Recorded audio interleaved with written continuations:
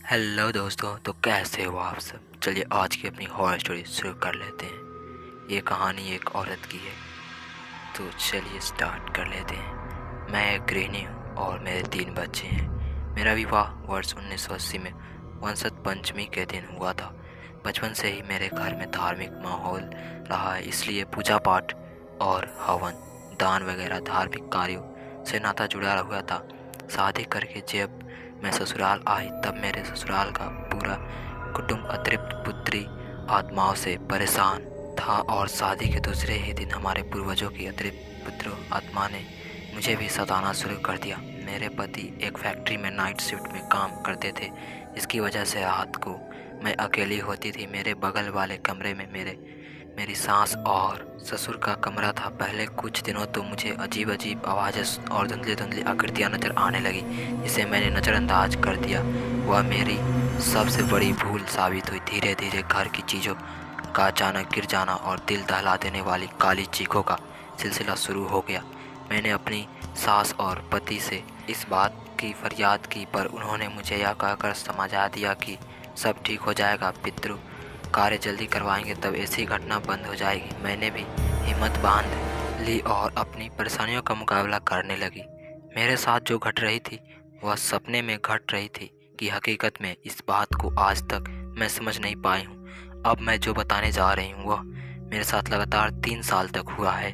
हर रात सोने के बाद खुले बालों वाली सफ़ेद साड़ी वाली डरावनी औरत मेरे सामने खड़ी हो जाती थी और मुझे चिल्ला कर जगाती थी। अंधेरे में उसकी आंखें लाल चटक चमकती दिखाई देती थी और उसके पीछे एक गुस्सैल पुरुष खड़ा भी रहता था। वह दोनों मुझे खींचकर मेरे घर से बाहर ले जाते और मुझसे कहते कि अगर मैं रोई या चिल्लाई तो वह मुझे ऐसी जगह ले जाएंगे कि वहाँ से मैं कभी लौट कर वापस नहीं आ पाऊंगी। मैं डरी सहमी उनके साथ चल देती। वह दोनों मुझे रोज मेरा हाथ पकड़कर खींचते हुए मीलों दूर ले जाते और अंधेरे में यह सफ़र घंटों तक चलता रहता और मुझे अंत में वह दोनों किसी न किसी खंडर ऐसी जगह पर रोज खींच लाते।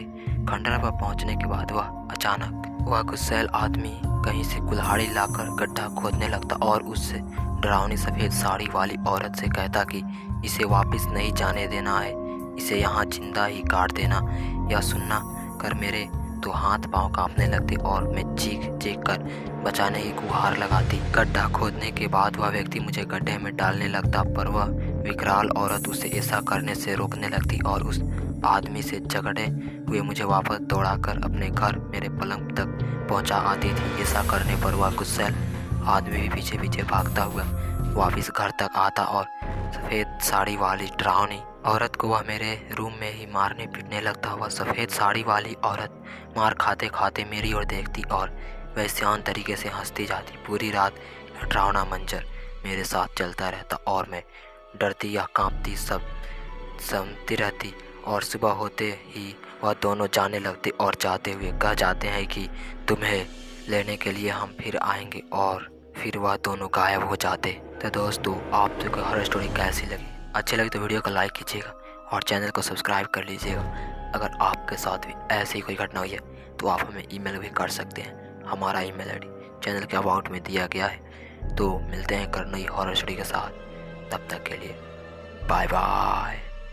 बने रहिए और हमारे हॉरर वर्ल्ड 3.0 चैनल को सब्सक्राइब कर लीजिएगा और वीडियो को लाइक कर दीजिएगा।